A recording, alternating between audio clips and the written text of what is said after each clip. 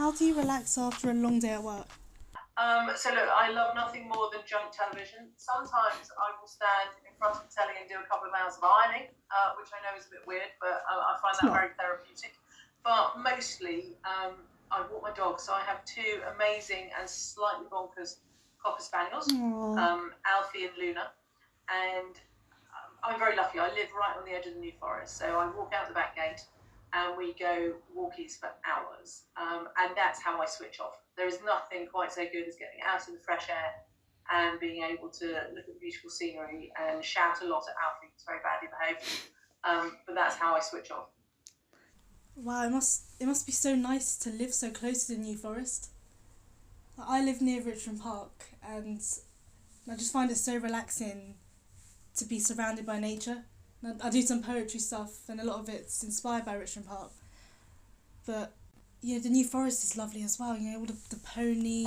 It's stunningly beautiful, and it's also, it's just home. It epitomises home to me. And even on a cold, grey November day, you can go out there and it still looks beautiful. There'll still be different colours in the heather and the gorse and gorgeous New Forest ponies bimbling around, minding their own Yeah, I business. did my Silver Duke of Edinburgh expedition there, and obviously because you're not allowed phones, I had to resist the constant urge to pull my phone out of my bag and just take photos of everything. Apart from adding my podcast, what might one find in your Spotify library? Oh, so look, my Spotify library is car crash, and my daughter sometimes gets hold of it and weeps. So it is almost exclusively real retro tracks from the 1980s. Right.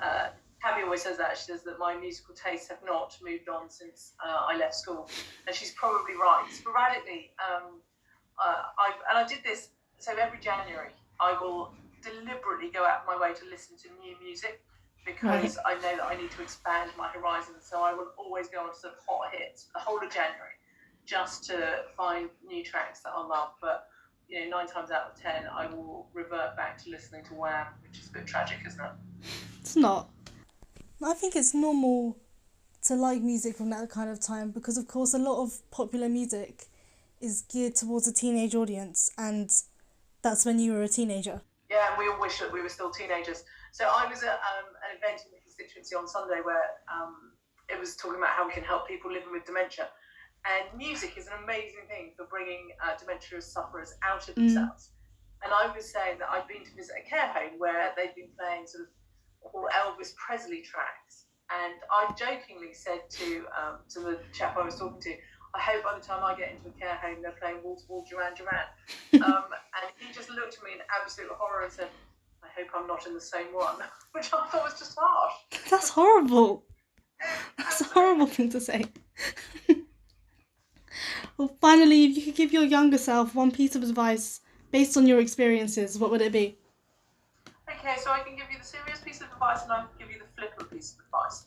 I'll hear The both. serious piece of advice is have more confidence in yourself.